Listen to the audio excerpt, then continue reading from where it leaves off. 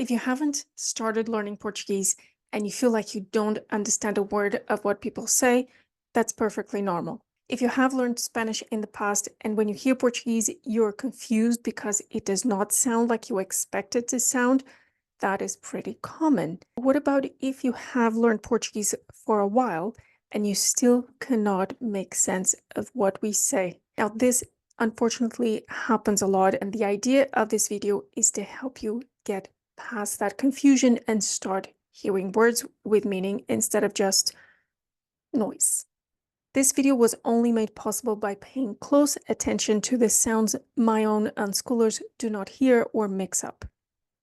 If you'd like to eavesdrop on the results of my observations, it would only be polite to subscribe to the channel, right? Olá, eu sou Catarina. Here in this space of the Language Unschool, I help you understand spoken Portuguese in its natural, unfiltered form. So let's dive into what those words are that foreigners like yourself have trouble hearing in Portuguese. I wasn't quite sure how to start this, to be honest, because there's so much I could cover. So I thought, let's just start with Primeiro as Senhoras. Let's talk about the Queen. You may have heard me talk about the Queen in this video or that video, but here we go again. Very short summary. What I call the Queen of Portuguese is essentially the stress syllable. If you're not aware, each word has a syllable, at least one. If you look in a good dictionary online or a paper dictionary, you will see that the word is separated by syllables and they're usually marked with a dot. If you try to say a word out loud in a robotic way, that will give you an indication what the syllable division is. Now, normally the Queen is hiding, meaning the stress syllable is in the penultimate syllable of every word. And this is key. People who have learned Portuguese for a very long time, they love this concept of the Queen because it helps them focus on the part of the word they will going to hear the most. The rest sort of vanishes, both the beginning and the end. That's not what we're going to pronounce more clearly. Expecting otherwise, it's going to lead to a lot of frustration. And that's how it is. So being aware of that really, really helps. So let's look at some examples. Volume. Now, this one is really tricky because we have volume. So that middle syllable there is the one you're going to hear. But even a U in Portuguese is not very audible, right?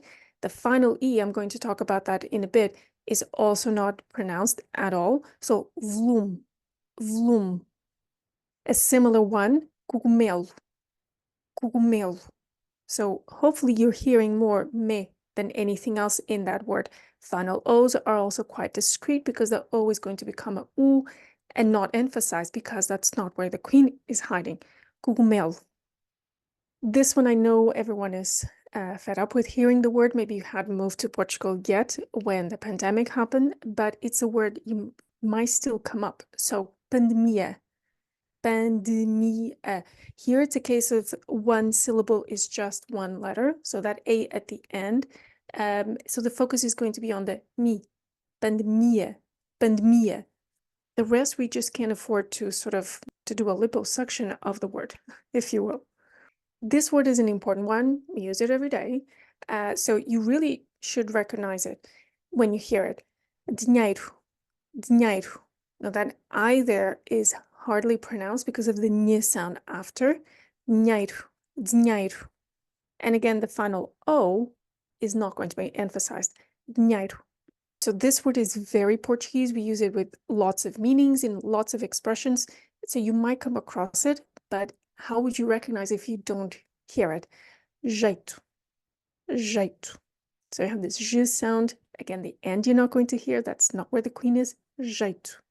Now, this one is interesting because you have two words, pois and then depois. So this word is often misheard because we're not going to hear the beginning of the word. This is a bit of an exception where the Queen is going to be at the end. So depois, depois. You're only going to hear pois. There's a d sound at the beginning. That E is not pronounced, and you just hear pois. And pois is also a word. So you really need to be aware that these two words exist. They can be mixed up. And context here would help you. A similar situation happens with portanto and tanto. So portanto includes the word tanto, but they are different words. So if you have the time, you're in a situation where it's not spoken conversation, maybe it's a recording you're listening to, you can look it up and see if portanto would have made more sense in this case. Because sometimes in the beginning, you cannot really trust your ears. They're not trained yet to the sounds of Portuguese. So portanto, you're going to have this.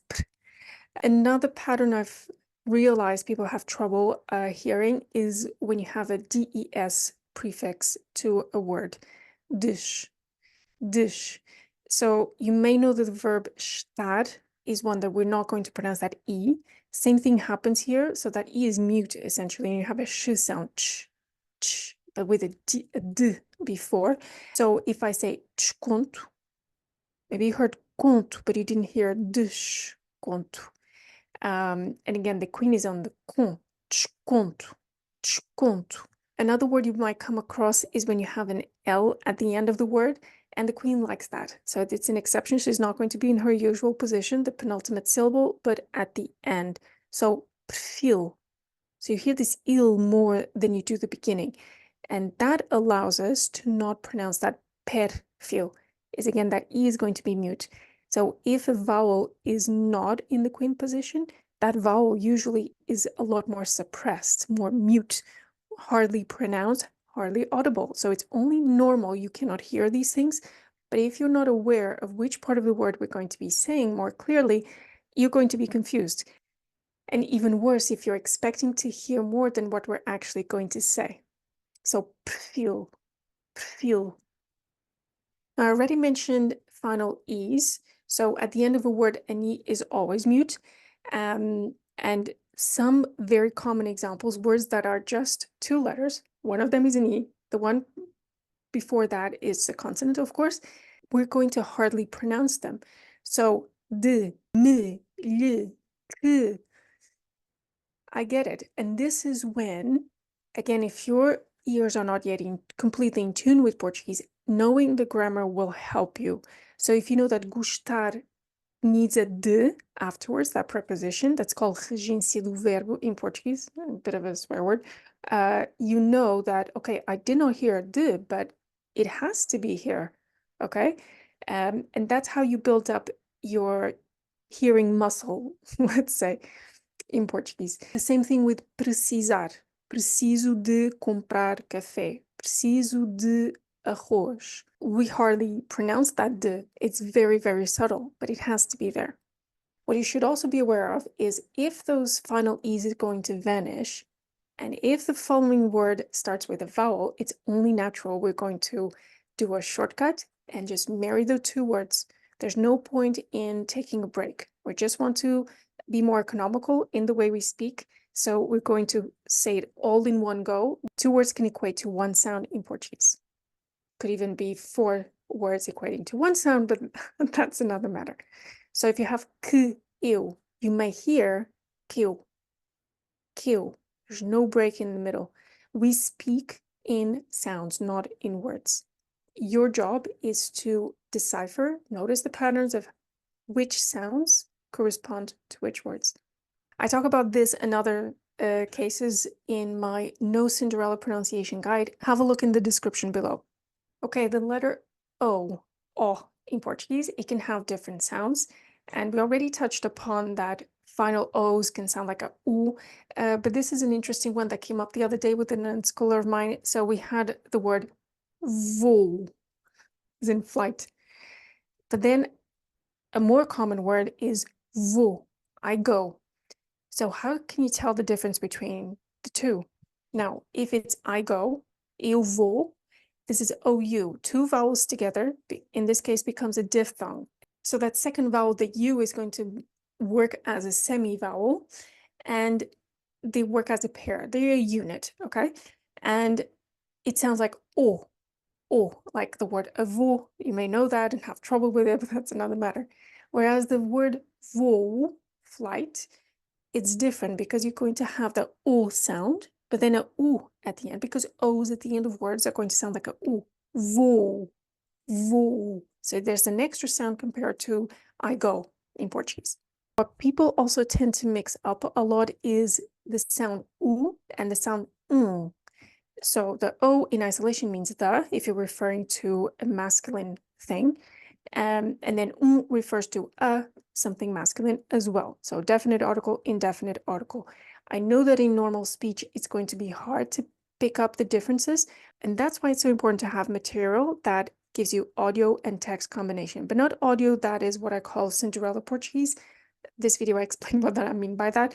It has to be naturally spoken Portuguese, because otherwise it's just going to deceive you if it pronounces things very, very clearly. Because out and about, that's not the kind of Portuguese you're going to hear. But still, imagine you have that text and audio combination. You're looking at the sentence, Eu vejo o homem. It may still be hard for you to pick up the nuances, that difference, because it's very slight. But still, from context, you should be able to see if what the sentence is saying is, I see the man or I see a man, right? And when you make this connection with context, meaning, then you're able to start hearing it. So it may be a slow process, but it really pays off to train your ears to hear these slight differences in the language. Eu vejo o homem. Eu vejo homem. So this one is slightly more nasal. That's it. Okay, then we have those shy nasal sounds, okay? So probably you've noticed that Portuguese has nasal sounds. It's one of the characteristics of the language. When you see a till, so that wiggly worm above a vowel, that means the sound is going to be nasal. That's where the queen is going to be, okay? The queen also likes those graphic accents. But when you have an M or an N, after a vowel, if in the same syllable, that's also going to be a nasal sound, but very discreet. However, we have some exceptions of those very common words we use. So they're going to be sprinkled here and there in a text, in a message. How are you going to hear them? So becoming aware of how they're normally pronounced, of how they're barely audible, having context to aid you is going to pay off. So the examples are algum. Now, algum, the queen is at the end. This is an exception, but it's a logical one, because the queen also likes U's at the end of words. And here you have a nasal U. That's the only thing. So the queen is still, okay, I'll stay here. I'm fine where I am now. So algum, algum. You're going to hear that al, surprisingly, that A is open. It's not in the queen position yet, it's open. And then you hear this nasal sound, algum. The same thing with nenhum, nenhum. The E in this case is like not pronounced at all. It's one of those mute E's because it's not in the queen position. Nenhum, nenhum. And if you combine this word with a word we've looked at before, não tem jeito nenhum, não tem jeito nenhum, you get a lot more out of this, because words normally are not spoken in isolation, right? They're spoken in packs, in phrases, in sentences, in clauses. That's how you start building up a muscle memory in your ears to the sounds of Portuguese. Não tem jeito nenhum. And what sounded like this, like, did she even say anything? Becomes, ah, I got it. I recognize it, and I even know the meaning. And I know how many words she said. Another one has to do with nasal sounds and the importance of recognizing whether you're hearing a nasal sound or not, is these two words, not really, one is a word, one is a combination of words, but said very fast, you could mix them up. So, também, also, and tá bem. Também, tá bem. So, tá bem is because we do not pronounce, not always, but sometimes we don't pronounce the beginning of the verb estar, to be. Tá bem. So you could, if you hear está bem, it's much easier, but maybe we're not going to pronounce it. So tá bem versus também. Then we have what I like to call the inevitable marriages. Some people get really worked up when they hear how we shorten words, how we swallow sounds, but really we will do it because it's very logical, practical, and in some cases we can afford to do it because that word cannot be mixed up with anything else. So fair enough, that tá bem can, but maybe we hadn't thought about it. So a good example is the word para. Preposition with many meanings. I'm not going to translate it, but if said quickly, certainly in more informal scenarios, it can shorten to two things. So para or pra or pa. if a definite article follows it, meaning the word u or a, so depending masculine or feminine, even if it's plural, you will have para o or pro or po. You see the pro a lot in fado or generally in songs. Notice the lyrics if it's something you like learning Portuguese through music, because it's done because of the metrics and stuff. It just fits better within the song. And if it refers to something feminine, then you would have para e or pra or pa. Now, in context of, the news and stuff, you will not really hear this. But the other day, I caught our famous historian, Professor José Hermano Saraiva. So in a formal setting, it is a documentary, and he shortens this word. Check this out. Ia para a cama com qualquer um não é bem assim. Eles antes de irem para a cama, ela fazia um jogo. Na taberna, punha o braço de ferro. Se o homem ganhava, ela lá ia para a cama. Se era ela que ganhava e partia o braço ao homem, era ele que pagava, mas eu não sei como. And one specific situation where we're going to do this a lot is when we tell the time. So, at what time are we meeting, whatever? Or what time is it now? And you may hear são 10 para as 2. São 10 para as 2. This pras means para as 2. We just shorten it to pras because nothing else means pras. Other inevitable marriages are question words. I've spoken about these before, but essentially if you're going to have onde é que, so onde, question word, é que, question particle, which we tend to use in speech, and then whatever else, these three words are going to combine into one sound, onde é que, como é que, como é que, porque é que, porque é que, quanto é que, quanto é que, okay? So if you're expecting to hear those three words, you're going to be disappointed. But if you choose to pay attention to how these are pronounced, naturally, just go out and about, sit at a cafe, if you have the luxury, and pay attention to these. Then we have the sh. So a lot of Portuguese sounds like a sh. And the verb estar is one that we are currently experiencing a transformation of how the verb is pronounced. So we're not only dropping end of words, but also the beginning of this verb. And it is, in essence, a mistake. But a lot of people do that when they speak, and they're starting to even spell that way. And I even heard there's a book where it's not even used, the es at the beginning of estar. It's more of a Lisbon area thing, I know. They might be the region you are, this is not done. It's not like one speaker will do it will skip it all the time. It is a transition phase. It's good to be aware of it. And generally, if someone is speaking in the present tense, it's okay. Again, not grammatically correct, but still it's okay. The problem is it can get us into trouble if we're speaking in the past. So be aware of that. If you're especially texting with someone, if you say ontem tive em Lisboa, ontem tive desastre. Okay, and and both are two different words. This is one of those mistakes you should not pick up from us. As for the sh, the X is one letter that primarily sounds like sh.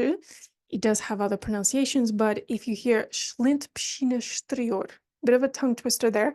But again, you're going to see an EX, and how you're going, excellent, maybe you expect to hear, but no, we're going to say Schlint. Schlint. That E at the end is not pronounced. The E in the start also not. We just start with a sh sound. Schlint Pshina Strior. Now I'm going to talk about the sacrificing E and the shy A. It's clear to me now, and hopefully will be for you as well in a bit, how challenging it is to hear the difference between a mute E and a closed A in Portuguese. U, A, U, A. And that's why context, again, is going to help you. If someone, let's say, is talking about teeth, why would you expect to hear the verb levar? No one is taking teeth. It's much more likely we're going to be lavar os dentes, wash our teeth. So remember, grammar may save you if your ears are not there yet, and context and meaning will also come in handy.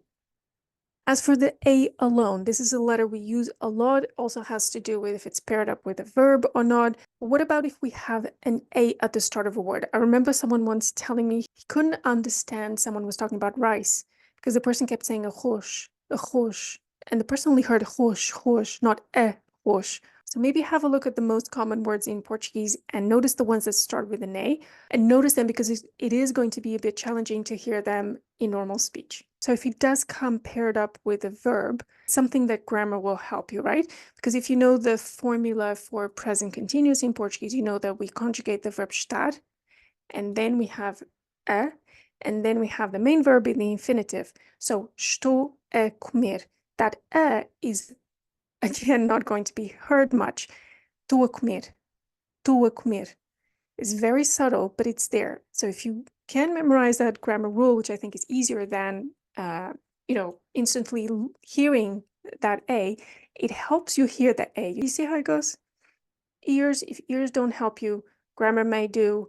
If that doesn't help you either, context and meaning will. And then you start hearing. It's magical. And now the last lost R. We do something a bit funny to R's when they come at the end of words. And at the end of words, that's again an exception. The Queen likes them at the end of words, so that's where the stress syllable is going to be. So fazer, okay? Just an example. But if that's preceded with the verb quero, so you have that final O, which is hardly pronounced. So if you're going to have those two verbs combined in a sentence, you might just hear quer fazer.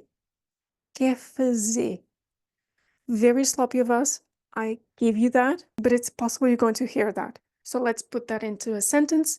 Não sei o que é que eu quero fazer amanhã. Não sei o que é que eu quero fazer amanhã. See how prepared you need to be. Okay, last couple examples with the letter R. Words like this, it's even tough for us. So we just skip that second R and just say cirurgia, because we're going to say it quickly. Cirurgia. The Queen is in the G. So why do I even have to bother about that R? That word cirurgia and cirurgia are not two different words. So we can just sort of like fake it, go with the flow, put on gas and say the word as quickly as possible. Cirurgia. Another one, which you may have had to say, is centro de saúde. So we have two final E's. Forget about those. They're there, but you don't see them, okay? And then the centro. Because this is a fixed phrase, we're gonna, of course, you can say the word centro and you can use in isolation, you can say the word saúde in another context, but all three together, possibly, will be pronounced centro de saúde. Centro de saúde. I confess that's how I pronounce it.